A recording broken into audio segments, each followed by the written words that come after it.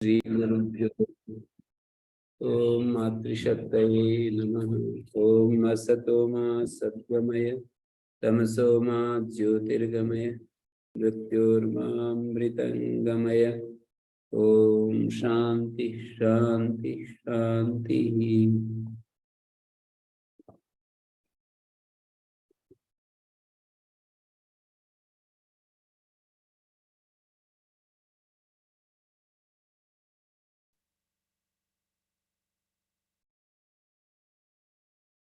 उपनिषद कक्षा 386 बृहदारण्यक उपनिषद की कक्षा 111।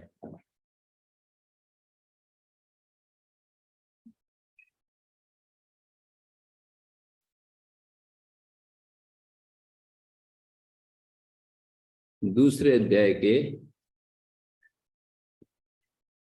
प्रथम खंड की बात चल रही थी।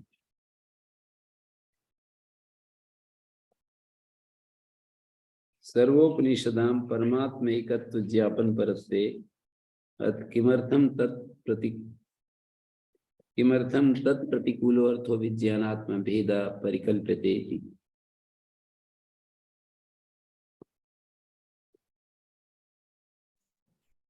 ये 480 पृष्ठ पर ये दिखा दिया कि अंश आदि श्रुति स्मृतिवादा से एकत्वार्था। केवल अंश आदि जो श्रुति स्मृतिवाद है ना, वो एकत्व को समझाने के लिए, इससे ज्यादा कुछ नहीं है। एकत्वार्थ न तो भेद प्रतिपादिका, भेद का प्रतिपादन करने के लिए नहीं है। अंशांशी भाव जो है, परमात्मा अंशी है, जीव अंश है, ये सारा जो कथन है ये एकत्व को बताने के लिए ना, कि भेद को बताने के लिए। विवक्षितार्थ एक वाक्य योगार्थ, क्योंकि उपनिषदों के विवक्षित अर्थ की एक वाक्यता होनी चाहिए। विवक्षित उपनिषदों का जो विवक्षित अर्थ है, एकत्व में उनकी एकमेव द्वितीयम आदि जो वचन है, वो सिद्ध करते हैं कि उपनिषदों का विवक्षित अर्थ एकत्व है। तो इसलिए उस एक वाक्यता होनी चाहिए, विवक्षित अर्थ की एक वाक्यता होनी चाहिए। सर्वोपनिषदां परमात्मा एकत्व ज्ञापन परत्वे, सारी उपनिषदें परमात्मा के एकत्व में है, फिर विज्ञानात्मा के भेद रूप उससे प्रतिकूल विषय की कल्पना किस लिए की जाती है। उपनिषद प्रामाण्य मीमांसा कर रहे हैं कि जब सारी उपनिषदें परमात्मा के एकत्व को बताने के लिए हैं, एकत्व ज्ञापन परत्वे, परमात्मा एकत्व ज्ञापन परत्वे अत्किमर्थम तत्प्रतिकूलो अर्थो विज्ञानात्म भेद परिकल्प्यते। तो फिर विज्ञानात्मा के भेद रूप उससे प्रतिकूल विषय की कल्पना किस लिए की जाती है।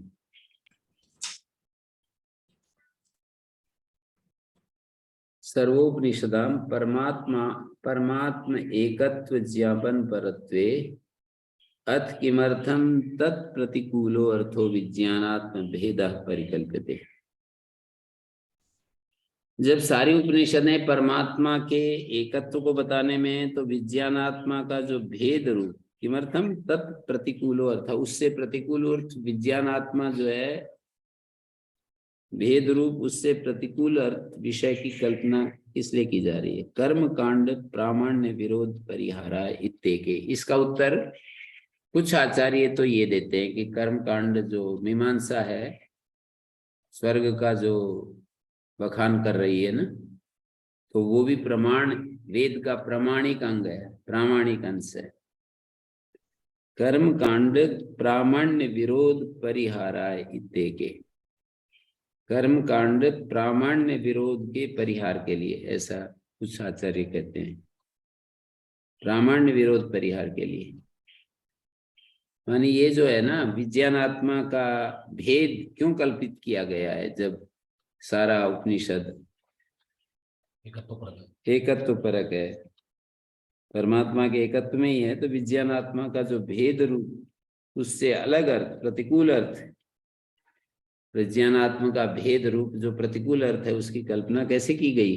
तो बोले कुछ तो इस शंका का समाधान ये करते हैं आचार्य लोग कि कर्म कांड प्रामाण्य विरोध परिहारा है। कर्म कांड के प्रामाण्य विरोध का, कर्म कांड का प्रामाण्य है, और उससे यदि हम विज्ञानात्मा को भेद नहीं मानेंगे तो वो जो साधना, स्वर्ग की जो साधना कर रहा है, यानी यज्ञ तो साधन है और स्वर्ग प्राप्ति उसका फल है, और विज्ञानात्मक यदि अलग ना माने, विज्ञानात्मा अलग नहीं मानेंगे तो फिर ये मतलब उसकी साधना करने वाला और साध्य भूत जो स्वर्ग है ये नहीं बनेगा। अनिरुद्धला लागलाय फोन।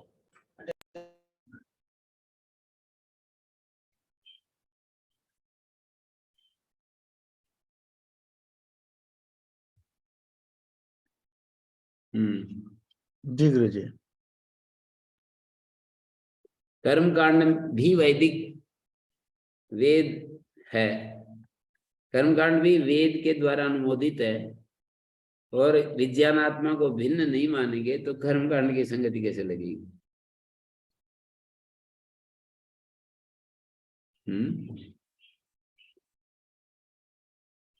कर्म प्रतिपादिकानि ही वाक्यानि अनेक क्रियाकारक फल भोक्तृ कर्तृ आश्रयाणी।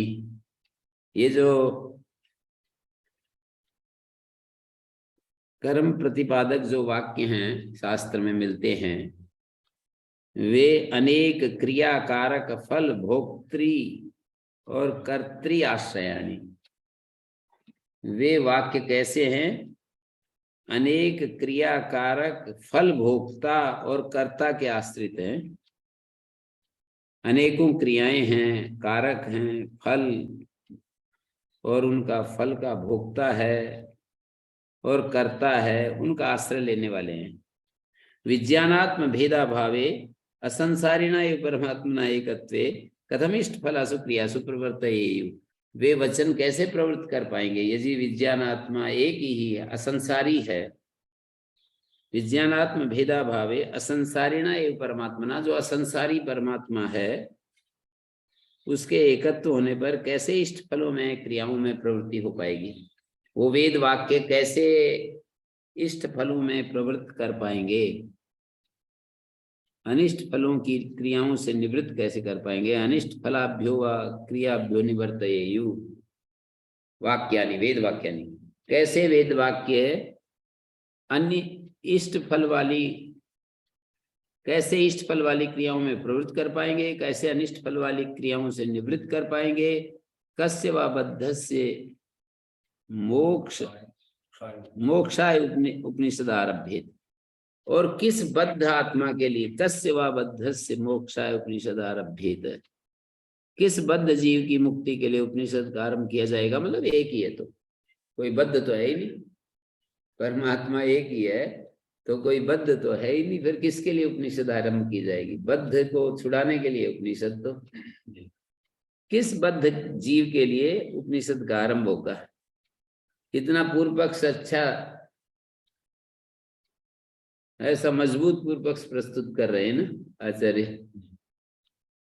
जितना पूर्व पक्ष मजबूत होगा उतना ही क्लैरिटी आएगी ना विषय में, समाधान उतना ही स्पष्ट समाधान होगा। यदि पूर्व पक्ष कोई जमा करके डर के मारे ना किया किसी ने, कि पूर्व पक्ष में तो पता नहीं समाधान कठिन ना हो जाए, मतलब पूर्व पक्ष रख दूंगा तो फिर दूसरे जो है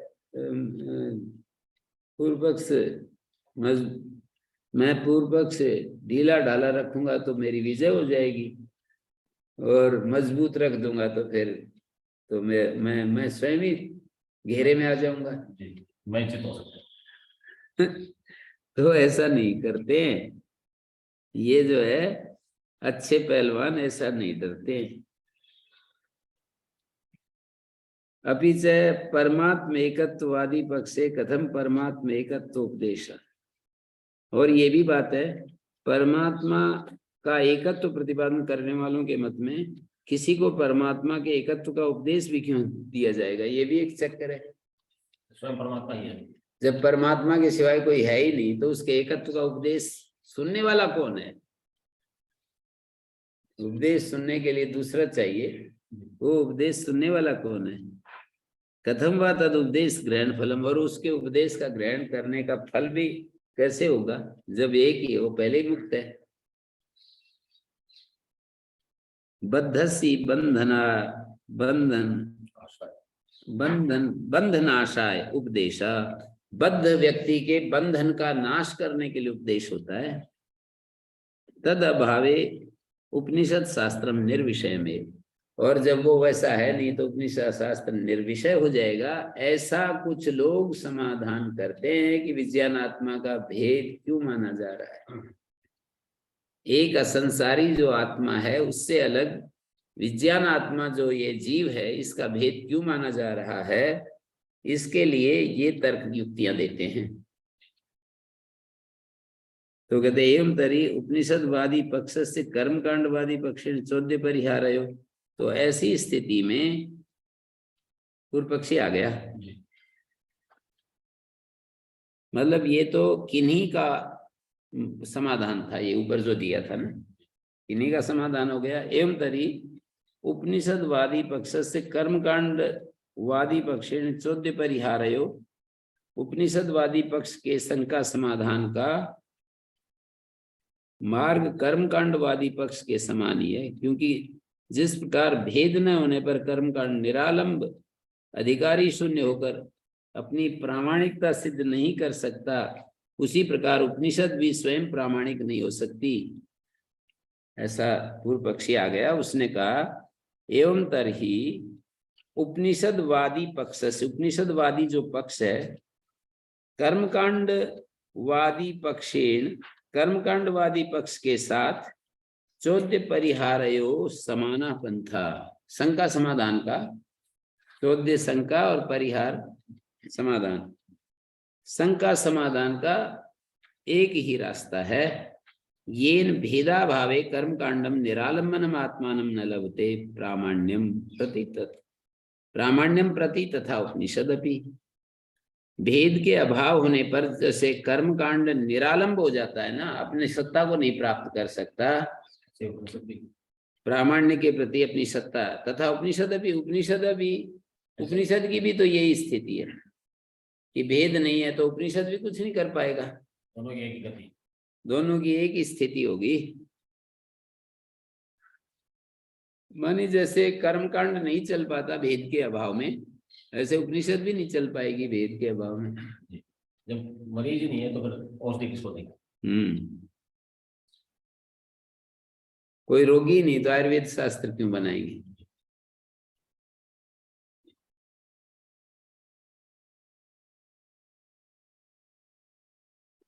एवं तरी यस्य प्रामाण्ये स्वार्थ विघातो नास्ति तस्यैव कर्मकांडस्य अस्तु प्रामाण्यम, उपनिषदां तु प्रामाण्य कल्पनायां स्वार्थ विघातो भवेदिति मा भूत प्रामाण्यम। वो कह रहे हैं पूर्व पक्षी कि जब ऐसी बात है,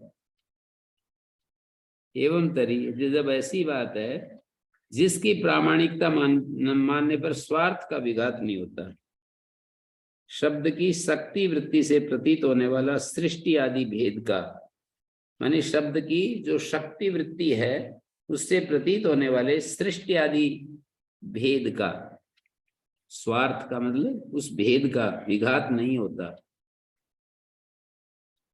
एवं तरी यस्य प्रामाण्ये, जिसके प्रमाण मानने पर स्वार्थ विघातो नास्ति, स्वार्थ का विघात नहीं है, तस्यैव कर्मकांडस्य अस्तु प्रामाण्यम, कर्मकांड का प्रामाण्य, उसी कर्मकांड को प्रमाण मान लेते हैं।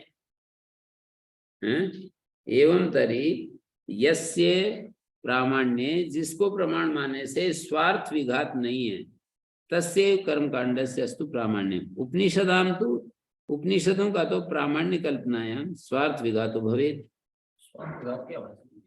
शब्द की शक्ति वृत्ति से प्रतीत होने वाला जो सृष्टि आदि का भेद है,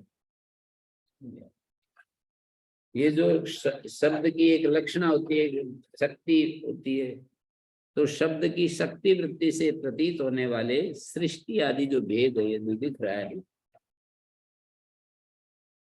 उसको स्वार्थ कह रहे हैं। यस्य प्रामाण्य स्वार्थ विघातो नास्ति, जिसके प्रामाण्य मानने से स्वार्थ का विघात नहीं होता उस कर्मकांड की प्रामाणिकता मान ली जाए। उपनिषदाम तो प्रामाण्य कल्पनाएं स्वार्थ विघातो भवेदिति महाभूत प्रामाण्यम नहीं कर्मकांडम। आगे देखिए, नहीं कर्मकांडम प्रमाणम सद अप्रमाणम भवितुमर्हति। कर्मकांड प्रमाण होता हुआ फिर अप्रमाण कैसे हो जाएगा?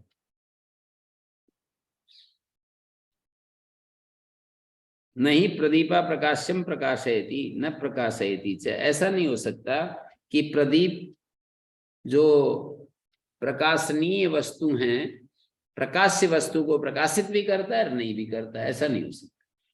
यानी वेद उसका कर्मकांड का उपदेश भी दे रहे हैं और निरर्थक भी होगा। निरर्थक हो जाएगा तो फिर ये तो एक प्रकार से ऐसा हो जाएगा कि उधर तो उपदेश दे रहे हैं और उधर उसका उससे कुछ मिलना भी नहीं है, कुछ है भी नहीं। वो स्वार्थ विघात वही है कि शब्द जो है ना, शब्द की शक्ति वृत्ति से प्रतीत होने वाला जो सृष्टि आदि का वर्णन है और ये जो भेद दिखाई देता है ना सृष्टि आदि में, जीव और परमात्मा का भेद, परस्पर जीवों का भेद, ये सारा भेद जो है एवं तरीयस्य प्रामाण्य स्वार्थ विघातो नास्ति तस्यैव कर्मकांडस्य अस्तु प्रामाण्यम। जिसके प्रामाण्य में स्वार्थ विघात नहीं है उसी का तस्यैव कर्मकांडस्य अस्तु प्रामाण्यम, उसी के कर्मकांड का ऐसा कह रहे हैं स्वार्थ विघात मैंने जो कहा गया उपदेश में और वही ना मिले तो ये स्वार्थ विघात ही हो गया। कर्मकांड में फल भी बता दिया हो उधर को मिले भी नहीं। 1 नंबर संख्या टिप्पणी में ये दिया है, शब्द की शक्ति वृत्ति से प्रतीत होने वाला सृष्टि आदि भेद का। तो ये क्या है? शब्द की शक्ति से पहले तो शब्द की शक्ति माने आगम प्रमाण की शक्ति से कहा जा रहा है कि इस प्रकार से कर्मकांड करने से ये फल मिलते हैं। और फिर यदि उसी का विघात नहीं हो रहा है तब तो मानने योग्य है और उसका विघात हो रहा है मानने योग्य नहीं, ऐसा समझ में आ रहा है।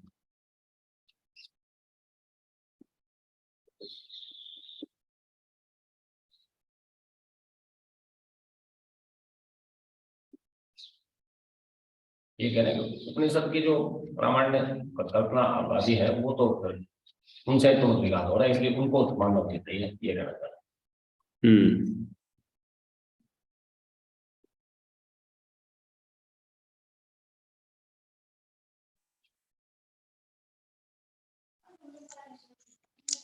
ये न्याय दर्शन में बिल्कुल स्पष्ट है जी। क्या एकदम ये जो प्रकरण चला हुआ है ये शब्द प्रमाण के अंदर ये बिल्कुल एकदम से पढ़ते ही ध्यान में आ जाता है जी। ये पूछ रहे हैं कि ये स्वार्थ विघात क्या है? अपने अर्थ का खंडन। स्वार्थ विघात सीख है।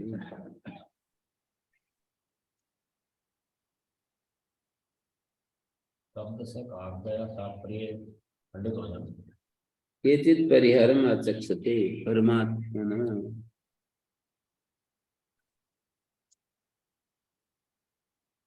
अत्र केचित् परिहारम आचक्षते कर्मकांड प्रामाण्य।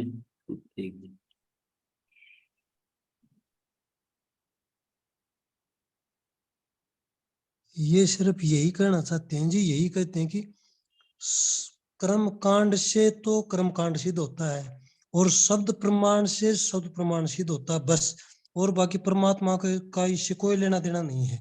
मैं इसको स्पष्ट नहीं कर पाता जी, परंतु यही कहना चाह रहे हैं जी शुरू से आखिर तक।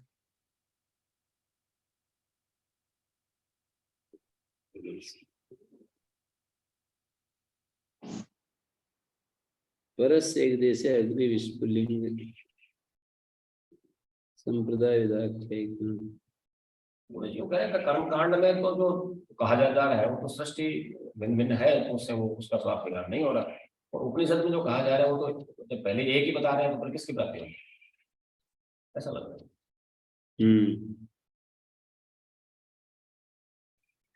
वो पक्ष ये कह रहा है कि इसकी बात, ये कर्मकांड वाली बात तो मानी जा सकती है, लेकिन उपनिषद वाली बात मानने योग्य नहीं है।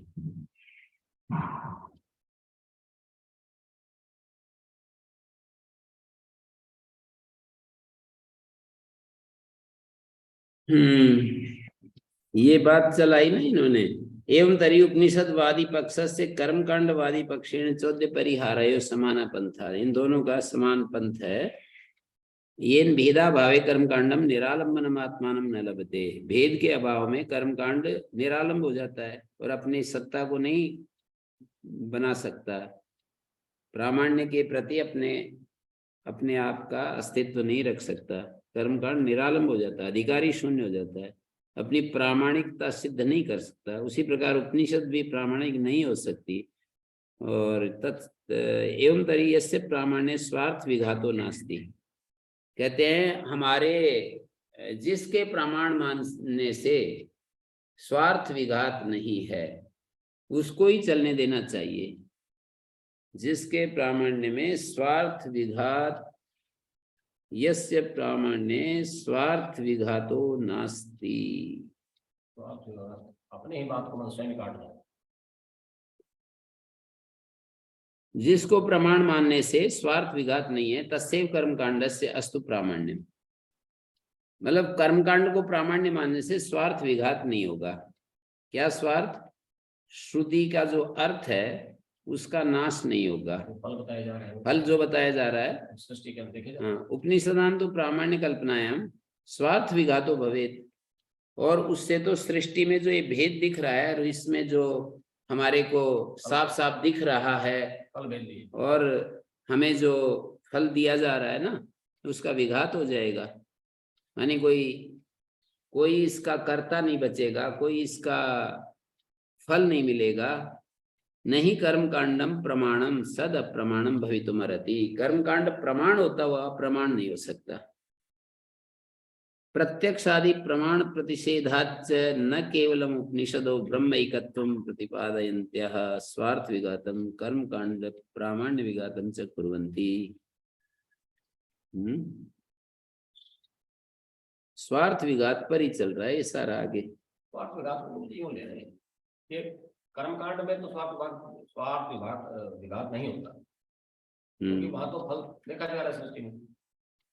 परंतु उपनिषद के वचन में तो स्वार्थ विघात हो रहा है कि उपनिषद स्वयं यही कह रही है कि एक ही है और वही असंसारी है, और फिर खुद ही कह रही है कि जिसको पाना है तो फिर वो पाना है किसी,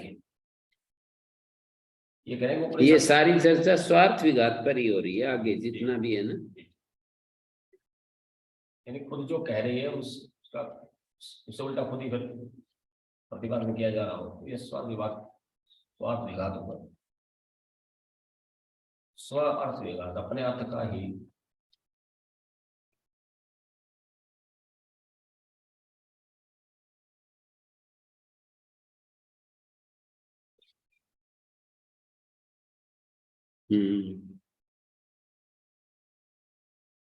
स्वार्थ विघातों का मैंने अर्थ लिखा है वेद प्रतिपाद्यो अर्थ। स्वार्थ शब्द शक्ति वशात प्रतीयमान सृष्टि आदि भेद, वेद प्रतिपाद्य अर्थ जो शब्द शक्ति के कारण से प्रतीयमान जो सृष्टि आदि भेद है उसको यहाँ पर स्वार्थ का है।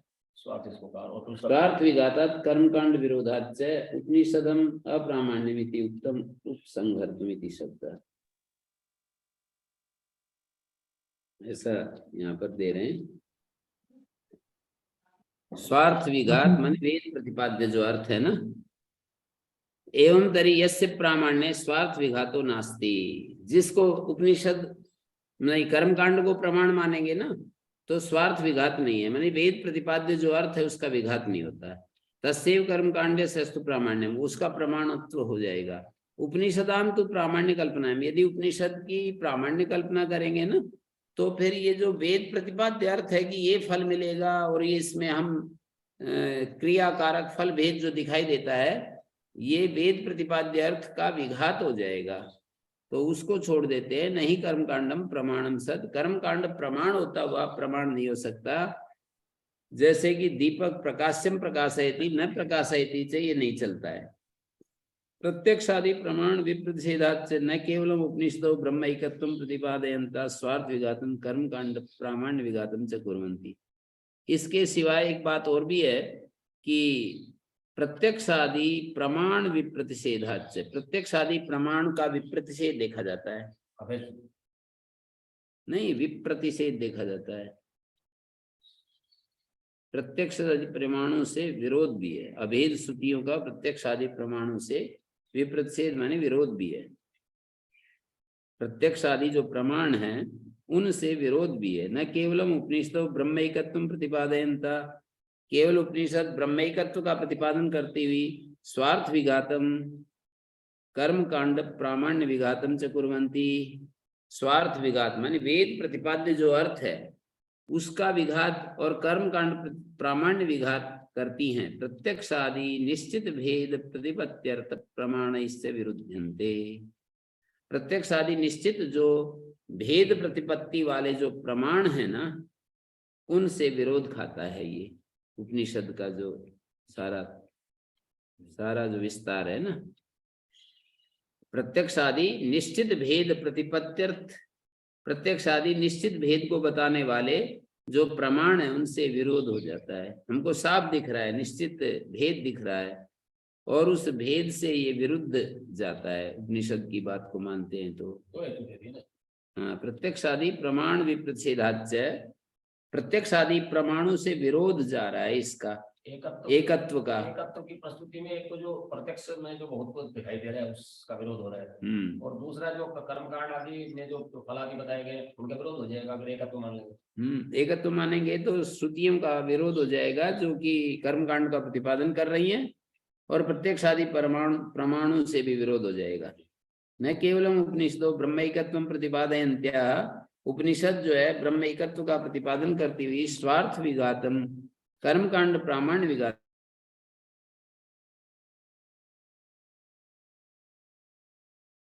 निश्चित भेद प्रतिपत्त्यर्थ प्रमाणैश्च विरुध्यते। उपनिषद जो है ना वो ब्रह्म एकत्व का प्रतिपादन करती हुई न केवलम उपनिषदो ब्रह्म एकत्वं प्रतिपादयन्त्यः स्वार्थ विघातम कर्मकांड प्रति प्रामाण्य विघातम कुर्वन्ति। न केवल इतना ही नहीं करती कि उपनिषद ब्रह्म एकत्व का प्रतिपादन करते हुए स्वार्थ विघात वेद प्रतिपाद्य अर्थ का वो खंडन कर रही है या कर्म कांड प्रामाण्य विघात कर रही हैं। प्रत्यक्ष आदि निश्चित भेद प्रतिपत्त्यर्थ प्रमाणैश्च विरुध्यते। प्रत्यक्ष आदि जो निश्चित भेद का बोध करने वाले प्रमाण है उनसे भी विरुद्ध जाता है उपनिषद का कथन, उपनिषद के द्वारा बताया गया एकत्व। प्रत्यक्ष आदि निश्चित भेद, प्रत्यक्ष आदि जो निश्चित भेद का ज्ञान कराने वाले जो प्रत्यक्ष आदि प्रमाण है ना उनसे भी विरोध बैठता है। निश्चित भेद का प्रतिपत्ति माने ज्ञान कराने वाले जो प्रमाण है, तस्मात् अप्रामाण्य में उपनिषदाम, इसलिए पूर्व पक्षी कह रहा है कि उपनिषदों का अप्रामाण्य मानना ही अच्छा है। अन्यार्थता वास्तु, या कोई उपनिषद है या फिर इनका कोई अन्य प्रयोजन हो सकता है जो हम नहीं समझ रहे हैं। न तो ये ब्रह्म एकत्व प्रतिपत्त्यर्थता, ब्रह्म एकत्व प्रतिपत्त्यर्थता तो नहीं हो सकती। उपनिषदों का ये बताया जाता है ना कि ब्रह्म एकत्व को बताने के लिए उपनिषद, जीवात्मा एकत्व को बताने के लिए उपनिषद। सारे उपनिषदों की एक वाक्यता इस बात में है कि जीव ब्रह्म का एकात्मता, जीव और ब्रह्म एक ही है, इस बात को सिद्ध करने के लिए उपनिषदें हैं। जीव और ब्रह्म की एकात्मता को बताने के लिए उपनिषदें हैं। तो ये जो है या तो आप प्रत्यक्ष आदि निश्चित भेद ज्ञान कराने वाले जो प्रमाण है उनसे भी विरोध हो रहा है। तस्माद अप्रामाण्य में उपनिषदों का अप्रामाण्य ही स्वीकार करना चाहिए, या कोई अन्यार्थता हो सकती है। न तो ये ब्रह्म एकत्व प्रतिपत्त्यर्थ, ये तो कम से कम नहीं हो सकती। ब्रह्म एकत्व प्रतिपत्त्यर्थता, ब्रह्म के एकत्व प्रतिपादन करने के लिए तो नहीं हो सकती। तो उसको बता रहे हैं, सिद्धांति कहता है ये बात ठीक नहीं है। इसका उत्तर हमने कितनी बार दे दिया है। उक्तोत्तरत्वात्, इस बात का उत्तर कितनी बार लेना चाहते हो? प्रमाणस्य ही प्रमाणत्वम अप्रमाणत्वम व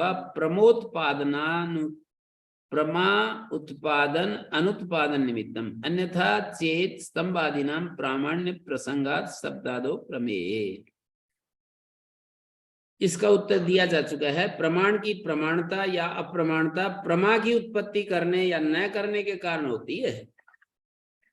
प्रमाणस्य प्रमाणत्वम अप्रमाणत्वम व प्रमोत्पादन अनुत्पादन निमित्तम ज्ञान के उत्पादन करने में या न करने में होती है। अन्यथा चेत यदि कुछ अलग है, मानी प्रमाण की प्रमाणता या अप्रमाणता प्रमा की उत्पत्ति करने या न करने के कारण ही होती है। यदि ऐसा न मानोगे तो शब्दादि प्रमेय में स्तंभ आदि की भी प्रमाणता का प्रसंग उपस्थित होगा।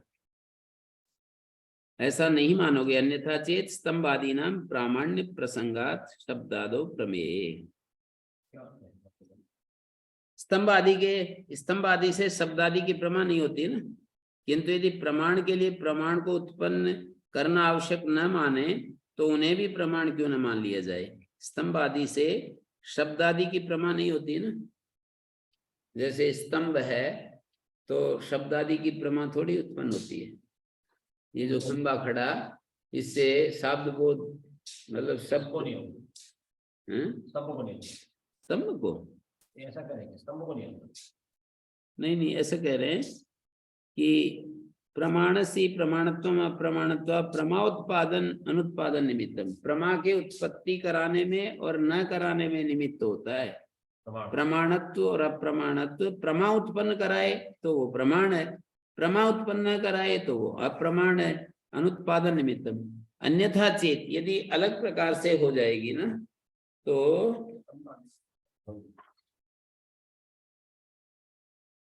अन्यथा चेत स्तंभादीनां प्रामाण्य प्रसंगात शब्दादौ प्रमेय।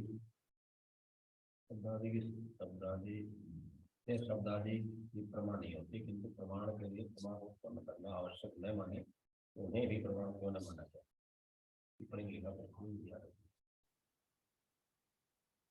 प्रत्यक्षादीनि निश्चितानि भेद प्रतिपत्त्यर्थानि प्रमाणानि तयि स्तंभादीनां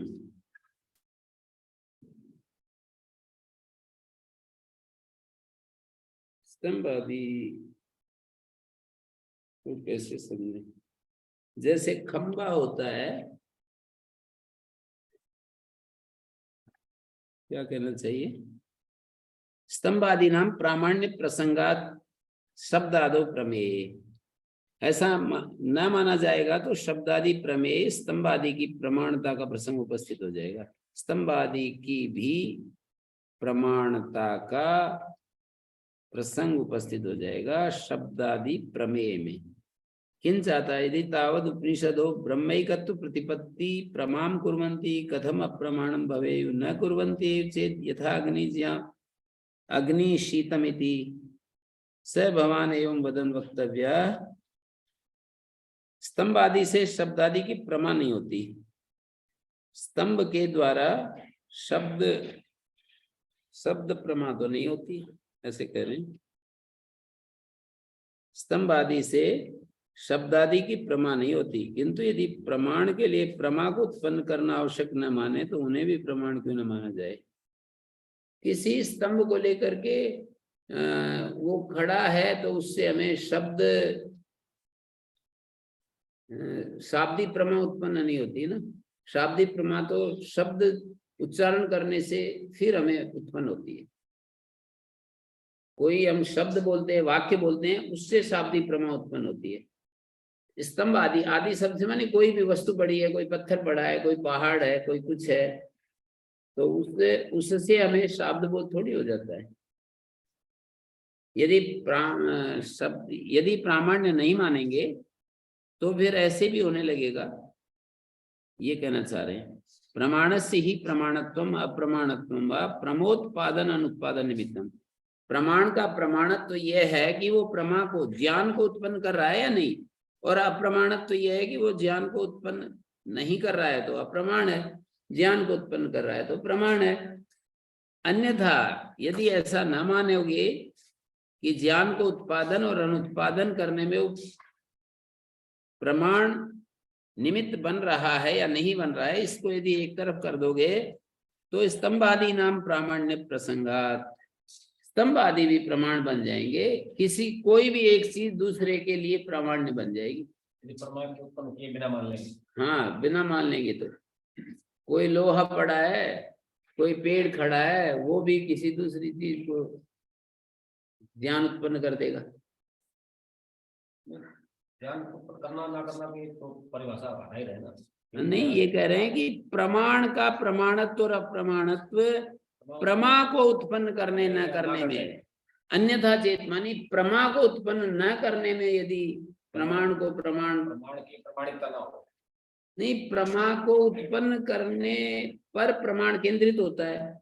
यदि ये काम ना करे तो भी प्रमाण हो, तो कोई भी चीज किसी के लिए प्रमाण हो जाएगी। हैं?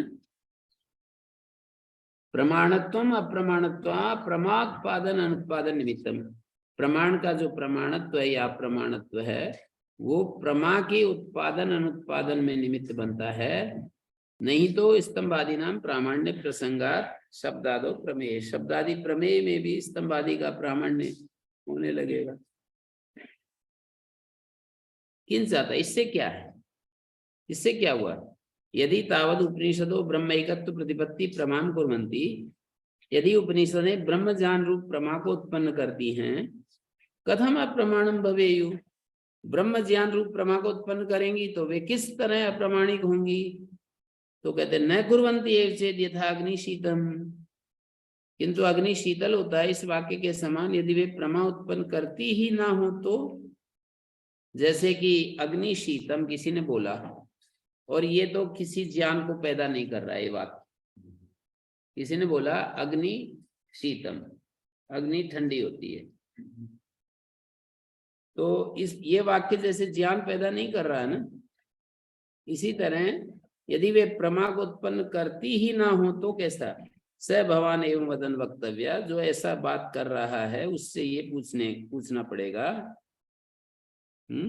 इस प्रकार बोलने वाले आपसे हमें ये कहना पड़ेगा कि उपनिषद प्रामाण्य प्रतिषेधार्थम भवतो वाक्यम उपनिषद प्रामाण्य प्रतिषेधम किम न करोत्येव अग्निर्वारूप प्रकाशम। हम आपसे ये पूछेंगे कि उपनिषद प्रामाण्य का प्रतिषेध कर रहे हो ना आप, भवतो वाक्यम, आपका वाक्य उपनिषद प्रामाण्य का प्रतिषेध कर रहा है। उपनिषद प्रामाण्य प्रतिषेधम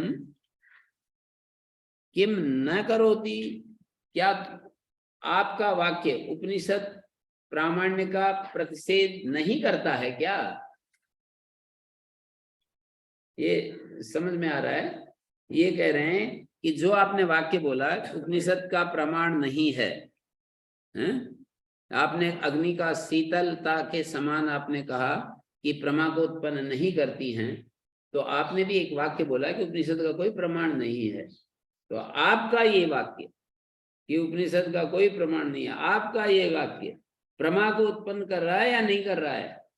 और वो यूं कह दे कि नहीं कर रहा है, तो फिर क्या बात है? बोलते रहो, फिर आपकी बात बहुत ही नहीं। ज्ञान, आपका वाक्य यथार्थ ज्ञान को पैदा कर रहा है या नहीं कर रहा है? और वो व्यक्ति कह दे कि नहीं, मेरा वाक्य तो नहीं कर रहा है, फिर आपके वाक्य का क्या अर्थ है? आप खंडन कर रहे हैं, उसका क्या अर्थ है जब वो बोध ही उत्पन्न नहीं कर रहा है, यथार्थ ज्ञान को पैदा ही नहीं कर रहा है? ऐसा ही है ये। एवं वदन वक्तव्य उपनिषद प्रामाण्य प्रतिषेधार्थम भवतो वाक्यम उपनिषद प्रामाण्य प्रतिषेधम किन्न करोति, क्या नहीं कर रहा है? न करोते अग्निर्वारूप प्रकाशम, या अग्नि रूप का प्रकाश नहीं करता है? अथ करोति, करता तो है, ये तो करता है। तो सिद्धांति कह रहा है यदि करोति भवतु तदा प्रतिषेधार्थम प्रमाणम भवद वाक्यम, तो यदि वह उसका प्रतिषेध करता है तो उसका प्रतिषेध करने में आपका वाक्य प्रमाण हो सकता है। अग्निश्च रूप प्रकाश को भवेत, और अग्नि रूप का प्रकाशक हो सकता है।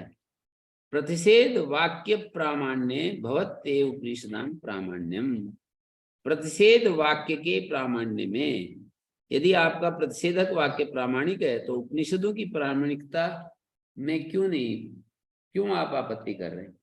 आपका निषेध करने वाला वाक्य यदि प्रामाण्य है, यदि मेरा वाक्य तो प्रामाणिक है, तो फिर तो उपनिषदों का वाक्य भी, वाक्य सारे प्रामाणिक होते हैं, उनका वाक्य भी प्रामाणिक है। समझ में कुछ नहीं आ रहा है। नहीं, वैसे आ रहा है मेरे को, तो ये यूं कह रहे हैं कि आपका वाक्य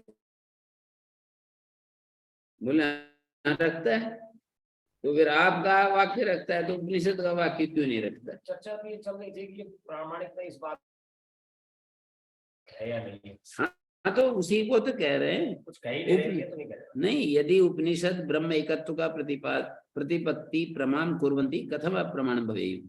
यदि उपनिषदें ब्रह्म एकत्व प्रतिपत्ति प्रमा को कर रही हैं तो अप्रमाण कैसे हो सकती हैं? ऐसे कहा ये सिद्धांति नहीं। अप्रमाण इसको है कि वो वैसी वस्तु उपलब्ध नहीं हो रही। नहीं, वो तो वाक्य का ही अर्थ जो है ना, वाक्य तो ये बताता है। ऐसे कैसे कह सकते हैं वो बिना परीक्षण के? तो किसी ने कहा कि उधर परली तरफ वो आम के पेड़ है, नदी के परली तरफ, अरे ऐसे ही बोलते रहते बिना देखे जाकर के। पहले जाकर के देखो फिर जाकर के कहो, तब तो कोई बात है। ऐसे ही बिना ही देखे कहते हैं कि नहीं ऐसे, ये तो ऐसे ही कह रहे हैं। बात तो ये चल रही थी। नहीं, अभी ऐसा ही कह रहे हैं ये कि आप जो है वाक्य को सुन करके आप कहते हो कि इसमें एकत्व नहीं है। ये वाक्य तो कह रहा है कि एकत्व है और आप कह रहे हो नहीं है। ये ऐसी बात है जैसे यूं कहें कि नदी के परली तरफ आम के पेड़ है और कोई कह दे कि नहीं कुछ नहीं है, ऐसे ही बोल रहा है। बिना देखे बिना कुछ किए बस ऐसे ही कह रहा है कि नहीं कुछ नहीं है। तो ओम गुरु जी, कह तो यही रहे। चलिए ओम गुरु जी, यदि तो यहाँ हाँ जी। पूर्व पक्षी ने भी तो फिर वही तो उसी हिसाब में कह दिया जी, भाई अग्नि शीतल है, लेकिन ऐसा तो कुछ होता नहीं। उन्होंने अपना, अगर ऐसे जैसे उपनिषद नहीं, में बोल रहे हैं एकत्व का, वो पूर्व पक्षी कह रहा है अग्नि शीतल होता है इस वाक्य के समान यदि वे प्रमा उत्पन्न ना करें, करती ही ना हो तो क्या करें? तो वो बोला आपसे हम ये पूछेंगे कि उपनिषद की प्रामाणिकता का निषेध करने वाला तुम्हारा वाक्य कुछ अर्थ बताता है या नहीं बताता? तुम्हारा वाक्य, उसने अग्नि शीतम कहा ना, जैसे अग्नि शीतम का कोई अर्थ नहीं होता, ऐसे उपनिषद वाक्यों का भी कोई अर्थ नहीं। तो ये वाद करने में तो ऐसे ही है ना, अगर उसको पकड़ते हैं बिल्कुल।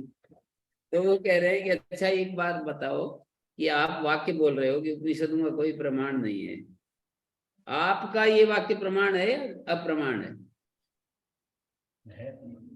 है तो फिर उपनिषदों का क्यों नहीं है?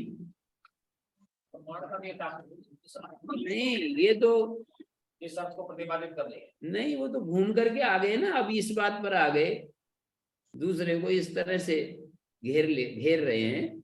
वो तो यूं कह रहे थे कि भाई ये अग्नि शीतल होता है, जैसे ये अर्थ निरर्थक है ना, ऐसे ही उपनिषदों के वाक्य निरर्थक है। तो एकदम पकड़ लिया, बोले अच्छा आपका ये वाक्य है ये सार्थक है या निरर्थक? कई बार तो उदाहरण ही है, अग्नि शीतल है ये कह रही है, आप तो कुछ दे ही रहा है। नहीं, ये उसको ऐसे आप जो कह रहे थे ना वो वाक्य अग्नि शीतल है, उसकी परीक्षा करें तो मिलता नहीं है। तो जैसे अग्नि शीतल है इस वाक्य का कोई अर्थ नहीं है। कोई अर्थ नहीं का उसका तात्पर्य ये थोड़ी है कि मैं जो बोल रहा हूँ उससे कुछ अर्थ निकल ही नहीं रहा। प्रमाण तो नहीं है ना, अग्नि शीतल है जाकर देखें तो अग्निगर्भ मिलेगा, तो ठीक है, तो वैसा अर्थ कोई भी नहीं। हाँ, तो वही कह रहे हैं कि उपनिषदों का जो वाक्यार्थ बोध है वो आप अग्नि शीतल है की तरह समझ लो। पूर्व पक्षी कह रहा है जैसे अग्नि शीतल है ऐसा किसी ने बोल दिया, तो उपनिषद भी ब्रह्म के एकत्व की बात कर रहे हैं। तो अब कह रहे हैं आचार्य कि ऐसे यदि बोलोगे तो मैं आपसे एक अलग बात पूछूंगा। तो ऐसे बोलोगे ना कि अग्नि शीतल की तरह ये वेद वाक्य हैं, अग्नि शीतल का जैसे कोई अर्थ नहीं निकलता ना, ऐसे ही वेद वाक्यों का कोई अर्थ नहीं निकलता। तो ऐसे यदि तर्क दोगे तो मैं आपसे उल्टा प्रश्न करूंगा, कि आप जो ये बोल रहे हो कि वेद वाक्यों का कोई अर्थ नहीं है, इस वाक्य का कोई अर्थ है या नहीं है? तो कहेगा कि इस वाक्य का तो है। तो बोले वेद वाक्य का कैसे नहीं है? जब आपके अर्थ का, आपके द्वारा बोले गए वाक्य का अर्थ है, तो वेद के द्वारा बोले गए वाक्य का अर्थ क्यों नहीं है? परमात्मा उत्पन्न कर रहा है, ओम आचार्य जी, हाँ जी, ये पीछे हम कैसे घटाएंगे? जो पीछे से पूर्व पक्षी के ऊपर कैसे घटाएंगे? पूर्व पक्षी ने प्रश्न ये किया था कि भाई परमात्मा का जब एकत्व है तो वेद वाक्यों को समझने वाला कौन होगा? उसका मैन था ये। वो तो अब अभी आगे आएगा, वो तो सारे पूर्व पक्ष दे दिया, आगे आएगा उसका उत्तर, अभी तो लंबा चल रहा है ना। अच्छा, आप तो वहीं पर ना समझ रहे हो कि बात वही समझ देना में आ चाहिए गई था। जी। नहीं, ये बातें तो समझ में आ गई जी, परंतु वो पीछे भी तो घटा करके देखे ना जी की। नहीं, वो दिखाएंगे, सारा दिखाएंगे। तो कहा स भगवान एवं वदन वक्तव्य उपनिषद प्रामाण्य प्रतिषेधार्थम भवतो वाक्यम। उपनिषद के प्रामाण्य का निषेध करने वाला आपका वाक्य, आपका वाक्य उपनिषद प्रामाण्य प्रतिषेधम किम न करोति? क्या उपनिषद वाक्य आपका उपनिषद प्रामाण्य का निषेध नहीं करता है क्या? आपका वाक्य अग्निर्वारूप प्रकाशम, या अग्नि रूप का प्रकाश नहीं करता है? अथ करोति, करता तो है। तो बोले करता है, यदि करोति भवतु तदा प्रतिषेधार्थम प्रमाणम भवद वाक्यम। यदि वो प्रतिषेध करता है तो उसका प्रतिषेध करने में आपका वाक्य प्रमाण हो सकता है, उसका प्रतिषेध करने में ना वाक्य प्रकाशक करेगा ना। कह रहे हैं यदि करोति भवतु तदा प्रतिषेधार्थम प्रमाणम भवद वाक्यम, प्रतिषेध करने वाला वाक्य आपका प्रमाण हो सकता है और अग्नि रूप प्रकाशक हो सकता है। प्रतिषेध वाक्य प्रामाण्य भवत्ते उपनिषदाम प्रामाण्यम है। अत्र भवंतो ब्रुवंतु का परिहार। प्रतिषेध वाक्य प्रामाण्य भवत्ते उपनिषदाम प्रामाण्यम। यदि आपका प्रतिषेधक वाक्य प्रामाणिक है, प्रतिषेधक वाक्य प्रामाणिक है ना आपका, हाँ, तो उपनिषदों की प्रामाणिकता होनी ही चाहिए। आपका क्या परिहार है? इनका परिहार हैं? प्रश्न तो इन्होंने उठाया है, इन्हीं से पूछ रहे हैं आपका क्या परिहार है? और किससे पूछेंगे? प्रश्न पूछने वाला प्रश्न पूछ रहा है, उत्तर देना चाहिए। सिद्धांति पूछ रहा है, उल्टा प्रश्न पूछ रहा है कि यदि करोति भवतु तदा प्रतिषेधार्थम प्रमाणम भवद वाक्यम। ठीक है, यदि करता है ना, यदि वह उसका प्रतिषेध करता है तो उसका प्रतिषेध करने में आपका वाक्य प्रमाण हो सकता है ना। यदि वह उसका प्रतिषेध करता है तो उसका प्रतिषेध करने में आपका वाक्य प्रमाण हो सकता है ना। आपका वाक्य प्रमाण तब होगा जब वो प्रतिषेध करेगा, तभी तो होगा है। तथा अग्नि भी रूप का प्रकाशक हो सकता है ना। यदि आपका प्रतिषेधक वाक्य प्रामाणिक है तो उपनिषदों की प्रामाणिकता होनी ही चाहिए। क्यों? कि जैसे आपका वाक्य ऐसे ही वाक्य है, वहां भी आपका प्रतिषेध करने वाला वाक्य यदि प्रामाणिक है तो ऐसे वाक्य ही तो है वहां उपनिषद में, और क्या है? आपका वाक्य तो प्रामाणिक है, उपनिषदों का वाक्य प्रामाणिक नहीं है। पूर्व पक्षी ऐसा नहीं, बिल्कुल सही, ध्यान से सुनोगे तो पकड़ में आएगी बात, वैसे नहीं आएगी। पूर्व पक्षी का बिल्कुल स्पष्ट है आचार्य जी, एकदम स्पष्ट है। नहीं नहीं नहीं, बिल्कुल सही चल रहे हैं एकदम। वो कह रहे आप तो अपने मन में कह रहे हो कि मैं उपनिषदों का कोई प्रामाण्य नहीं, तो मैं आपसे ही पूछता हूँ आपका वाक्य प्रामाणिक है या नहीं? तो जिस शब्द में अप्रामाण्य है उस शब्द में तो ये बात ही नहीं कर रहे। नहीं नहीं नहीं, वो तो उसको, ये तो ये कह रहे हैं उसको ऐसा चारों तरफ से घेर करके खड़ा कर रहे हैं कि माने अभी असली काम नहीं कर रहे, अभी तो उसको चारों तरफ बंद कर रहे हैं कि बाद में ये घूम ना जाए। वो कह रहे हैं अच्छा ये बतलाओ आपका वाक्य में कुछ दम है क्या? बोले हाँ मेरे में तो दम है। तो वाक्यों में दम होती है ना, हैं? अग्नि रूप का प्रकाश करता है? बोले हाँ करता है। तो वाक्यों में कुछ दम होती है ना। वाक्य अप्रामाणिक दो प्रकार से हो सकता है। नहीं नहीं, उसको छोड़ो, आप जैसे चल रहे हैं उस पर विचार करो ना, ये वाक्य में कुछ दम होता है ना। हाँ बोले, मानिए वो कोई उत्पन्न कर रहा है, हाँ नहीं कर रहा, हाँ कर रहा है वो, उसका भी कर रहा है, उसका भी कर रहा है। हाँ, तो वो तो पूर्व पक्षी ये कह रहा है कि ये इनमें कोई प्रामाण्य नहीं, ये जो वेद वाक्य है ना इनको छोड़ दो, इनमें कोई प्रामाण्य नहीं है, केवल कर्मकांड वाले वाक्यों में प्रामाण्य है, उपनिषद वाक्यों में कोई प्रामाण्य नहीं है। तो बोले कि अच्छा कोई प्रामाण्य नहीं है, ये आपका वाक्य कुछ प्रामाण्य परक है या अप्रामाण्य परक है? बोले मेरा वाक्य तो प्रामाण्य परक। बोले आपका वाक्य तो उपनिषदों का वाक्य प्रामाण्य परक क्यों नहीं? अपने वाक्य को तो प्रामाणिक कह रहे हो, दूसरे के द्वारा बोले गए वाक्य को अप्रामाणिक कह रहे हो, ये कोई बात है? तो उन्होंने ये कहा ननु अत्र प्रत्यक्षा मद वाक्य उपनिषद प्रामाण्य प्रतिषेधार्थ। पूर्व पक्षी कह रहा है मेरे वाक्य में उपनिषद प्रामाण्य के प्रतिषेध का ज्ञान रूप प्रमा और अग्नि में रूप प्रकाशन का ज्ञान रूप प्रमा तो प्रत्यक्ष है। इसमें तो दिख रहा है मेरे को कि अग्नि जो है रूप का प्रकाश करता है, और मैं जो बोल रहा हूं ना उपनिषद प्रामाण्य का जो प्रतिषेध कर रहा हूं, ये ज्ञान रूप प्रमा मतलब हो रही है कि भाई इसमें कोई प्रामाण्य नहीं है। प्रतिषेध का ये बोध करवा रहा है। हाँ, प्रतिषेध का बोध करा रहा है। मद वाक्य उपनिषद प्रामाण्य प्रतिषेधार्थ प्रतिपत्ति, उपनिषद प्रामाण्य के प्रतिषेध अर्थ की प्रतिपत्ति हो रही है ना। तो सिद्धांति कहता है कस्तरी भवता प्रद्वेषो ब्रह्म एकत्व प्रत्यय प्रमा प्रत्यक्षम कुर्वती उपनिषत्सु उपलभ्यमानासु।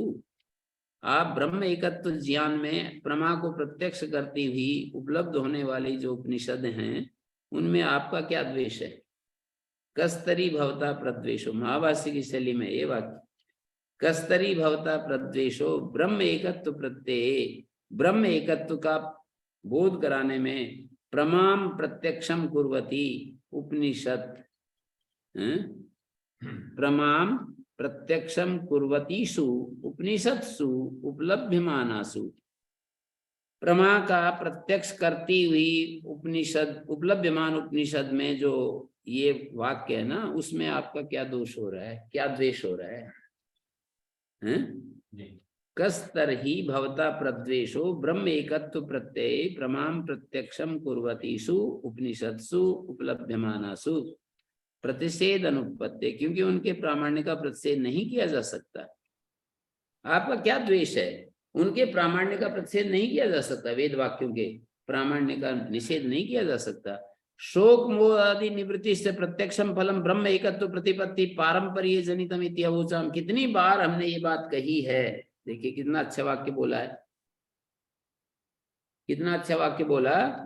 बोले शोक मोह आदि की निवृत्ति, कितना प्रत्यक्ष फल ब्रह्म एकत्व प्रतिपत्ति परंपरा से पैदा होता है। तो ये साफ साफ इससे फल मिल रहा है। आप कह रहे हो कोई इससे कुछ नहीं होता है, ब्रह्म एकत्व प्रतिपादन करने वाली श्रुतियां जो है ना निरर्थक है। हम कह रहे हैं कि प्रत्यक्ष फल मिल रहा है।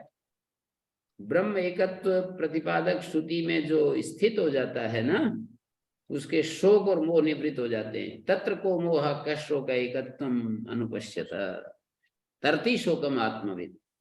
आत्मज्ञानी शोक से पार चला जाता है। शोक मोह आदि निवृत्ति से प्रत्यक्षम फलम, ये प्रत्यक्ष फल ही तो है।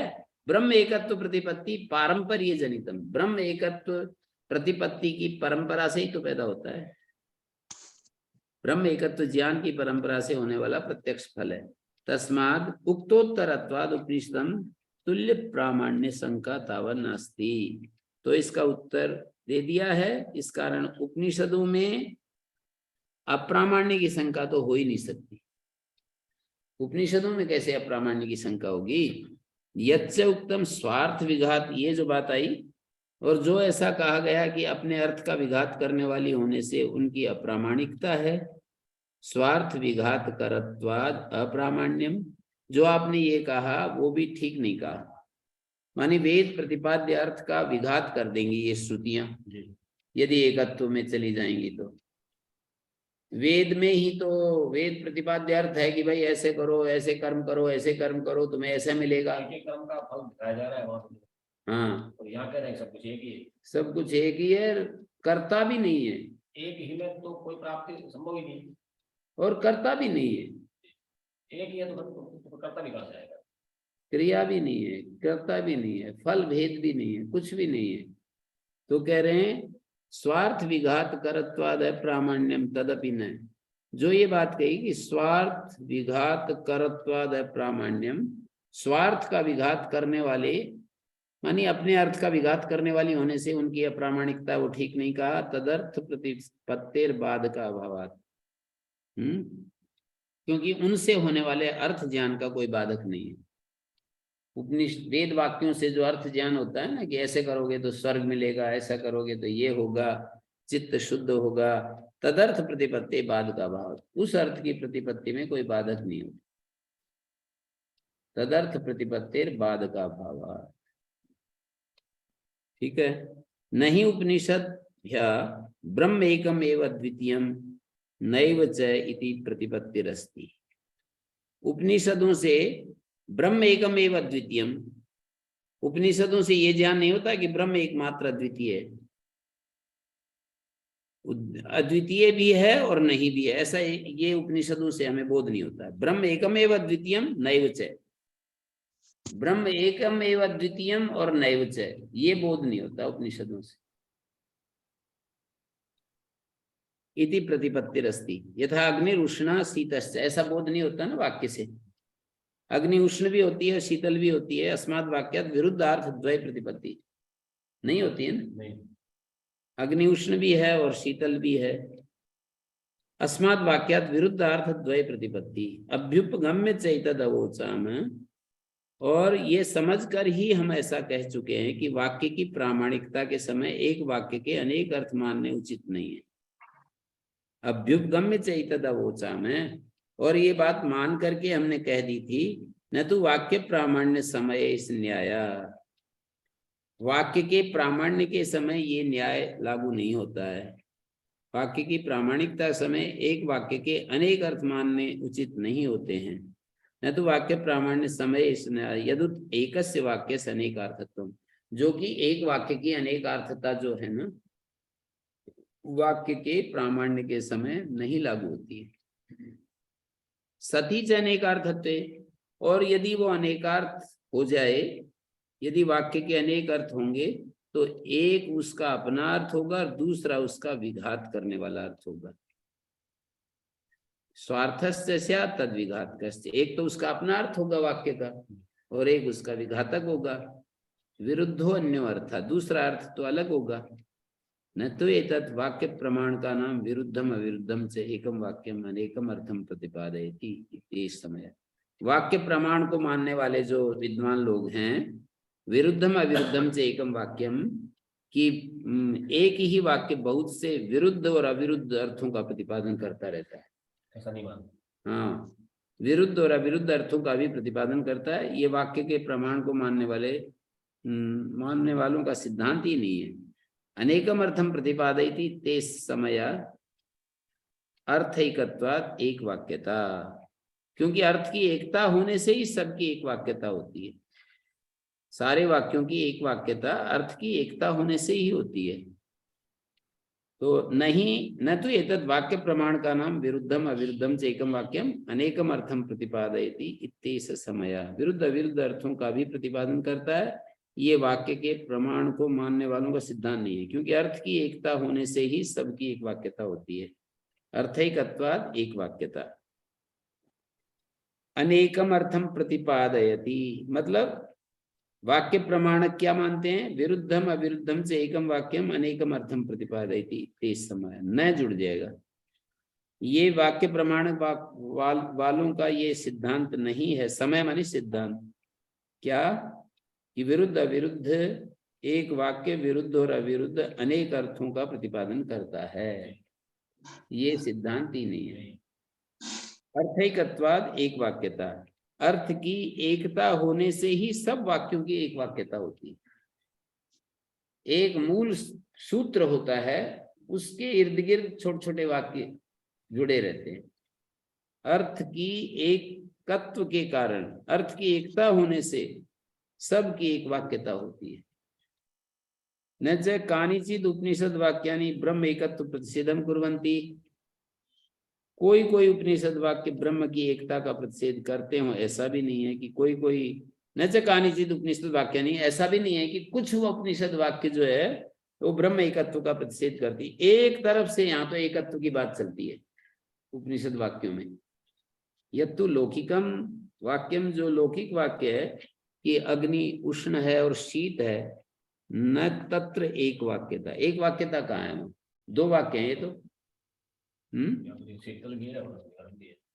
अग्नि शीतल भी है और गर्म भी है, न तत्र एक वाक्यता। तद एक देशस्य प्रमाणांतर विषयानुवादित्वात्, क्योंकि उसका एक देश प्रमाणांतर विषयभूत अर्थ का अनुवाद करने वाला है। उसका जो एक देश है, एक हिस्सा है ना, प्रमाणांतर से विषयभूत अर्थ का अनुवाद कर रहा है। अग्नि उष्ण जो है ना, प्रमाणांतर माने प्रत्यक्ष के द्वारा जो हमने जाना था ना, उसका केवल अनुवाद मात्र कर रहा है। समर्थन, अनुवाद का मतलब पुनः कथन मात्र कर रहा है। अनुवाद शब्द का अर्थ होता है पुनः कथन। उसका एक देश जो है वो दो वाक्य है ना, अग्नि उष्णा शीतस्य। अब कह रहे हैं कि उसका एक देश प्रमाणांतर विषयभूत अर्थ का अनुवाद कर रहा है। अग्नि शीतल होता है, ये एक वाक्य है, और अग्नि उष्ण होता है, ये प्रमाणांतर से प्राप्त अनुभव सिद्ध जो बात है उसका अनुवादक है। अग्नि उष्ण है, ये तो अनुवादक है। जो प्रत्यक्ष से हमने जाना था, प्रत्यक्ष से जिसको जाना था, उसको ही केवल पुनः कथन मात्र कर रहा है। प्रत्यक्ष से जिसको हमने जाना था, प्रमाणांतर से प्राप्त हुए अनुभव का समर्थन मात्र कर रहा है। और अग्नि शीतल होता है, ये है एक वाक्य। अब यहाँ दो, अग्निरुष्णा इति प्रमाणांतर अनुभव स्मारकम न तो स्वयं अर्थावबोधकम, ये स्वयं अर्थ का बोधक नहीं है। अग्नि उष्ण है ना, ये तो हमने प्रत्यक्ष से जिसको जान लिया था उसका केवल स्मारक है, स्वयं अर्थावबोधक नहीं। अतो न अग्नि शीता इति अनेन एक वाक्यता, इसलिए अग्नि शीत है, इसकी एक वाक्यता उसके साथ होगी, अग्नि उष्ण के साथ नहीं है इसके। हैं? वो तो हमने पहले ही जान लिया कि अग्नि उष्ण होती है प्रत्यक्ष प्रमाण से, और अग्नि उष्ण होती है, ये उसका अनुवादक है, स्मारक मात्र है। अतो नाग्नि शीता इत्यनेन एक वाक्यता प्रमाणांतर अनुभव स्मारणे नैव उपक्षीणत्वात्। प्रमाणांतर के अनुभव के स्मरण के द्वारा स्मारणेन एव उपक्षीणत्वात्, प्रमाणांतर से होने वाला जो अनुभव था ना, उसकी स्मृति कराकर ही समाप्त हो जाता है। अग्नि शीतल होता है, इस वाक्य से उसकी एक वाक्यता नहीं है। जो अग्नि उष्ण है ना, इसके साथ इस वाक्य की एक वाक्यता नहीं है।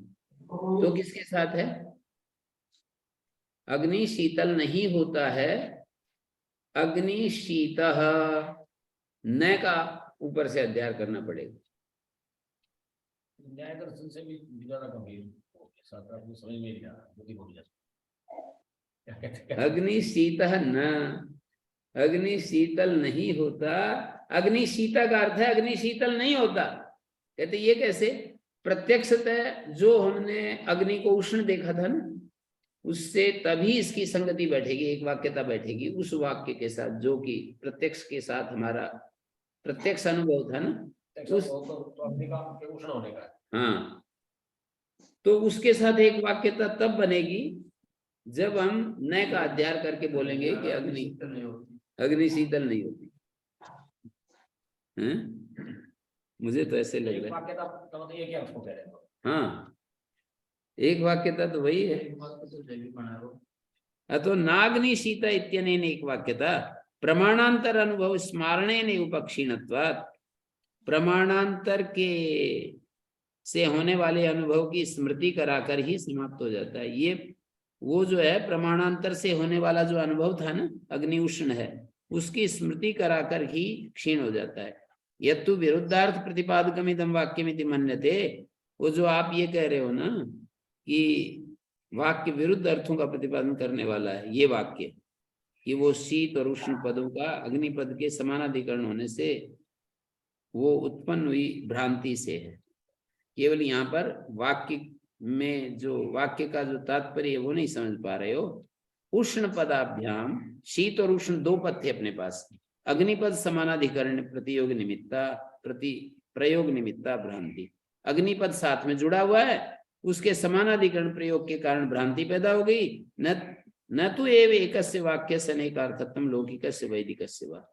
किसी एक वाक्य का अनेकार्थत्व कभी भी नहीं होता है, चाहे लौकिक वाक्य हो चाहे वैदिक वाक्य। एक वाक्य एक ही अर्थ को देता है, एक वाक्य से दो अर्थ नहीं निकलते हैं। वास्तव में लौकिक हो या वैदिक, एक वाक्य के अनेक अर्थ नहीं हो सकते। वस्तुतः किसी प्रमा का उत्पादक नहीं है, मतलब तात्पर्य हुआ अग्नि उष्णा अग्नि शीता किसी प्रमा का ज्ञान का उत्पादक नहीं है, यथार्थ ज्ञान का उत्पादक नहीं है। अब आपको आ गया होगा ना, आप कह रहे थे कि वो कुछ तो अर्थ दे ही रहा है, वो समझ में नहीं है। आज पता नहीं गाँव नहीं करते जैसी बातें कर रहे हैं, इससे ऐसा लग रहा है कि मुझे ऐसा लग रहा है कि जिस विषय में बात छेड़ी थी उस विषय को छोड़ दिया। छोड़ा कहाँ है। अब यार कितना अच्छा तो कहा कि ये एक वाक्यता अग्नि को अन्य प्रमाण से हमने जब जान लिया ना कि ये उष्ण है, उसी का अनुवाद मात्र कर रहा है ये अग्नि उष्ण। ये कोई अर्थाबोधक वाक्य थोड़ी है। ठीक है, और जो उसमें दूसरा जोड़ है साहब, दूसरा जोड़ा है वो उसके परिप्रेक्ष्य में ये अर्थ देगा आगे अग्नि शीत नहीं होती है। नकार का उसमें प्रयोग ही नहीं किया तो कैसा, वो दूसरा प्रत्यक्ष के साथ संगति बिठाने के लिए। प्रत्यक्ष हम देख के आए थे और अग्नि उष्णा ये उसी का स्मारक है, अनुवादक है। बात तो यहाँ जो वाक्य से जो बोल हो रहा है उसकी हो रही है, वाक्य से तो ऐसा बोल नहीं हो रहा। नहीं, वो तो प्रत्यक्ष आदि भी तो साथ में जुड़े रहते हैं ना, साथ में प्रत्यक्ष आदि भी जुड़े रहते हैं ना। और ये प्रत्यक्ष आदि जुड़ रहे हैं ना। वहां पर बोले ब्रह्म में कैसे प्रत्यक्ष आदि देखोगे, बोले ब्रह्मविद होने से ये हो जाता है, ब्रह्म ही हो जाता है और उसके शोक मोह समाप्त हो जाते हैं। कितने मुश्किल काम है ये। किसी व्यक्ति का प्यारा पुत्र गुजर जाए और वो सहज ऐसे उस घटना को देखता रहे और कभी उसके मन पर विकार ही ना आए।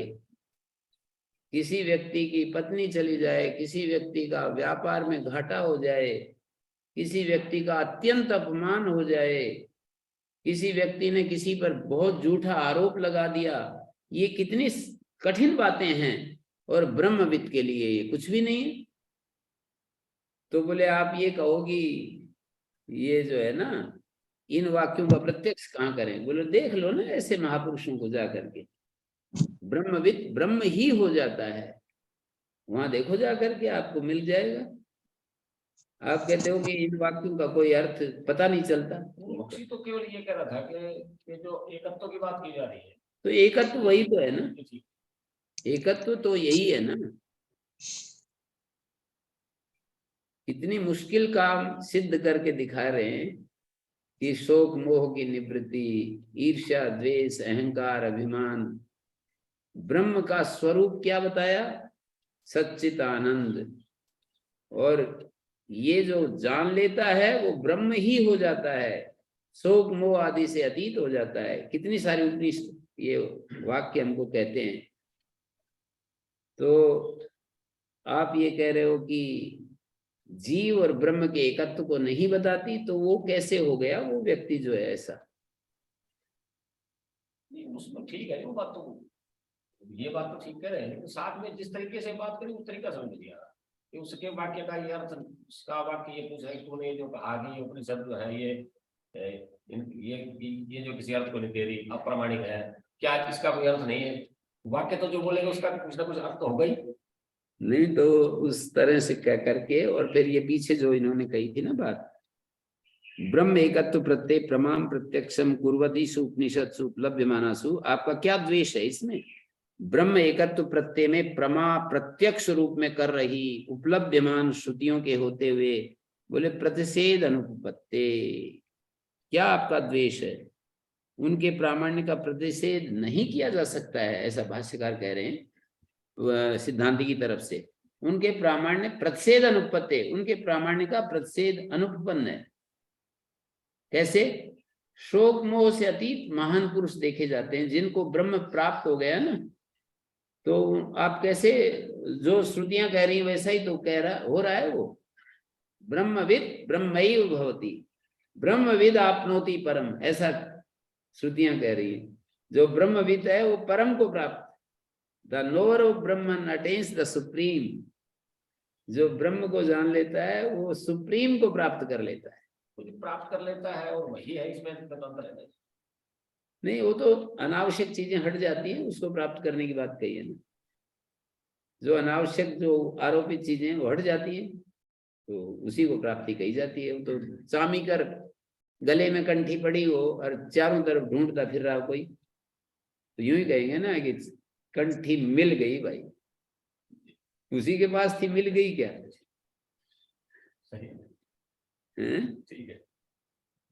तो ब्रह्म को प्राप्त कर लेता है, इसका मतलब तो यही है। ओम शांति शांति शांति।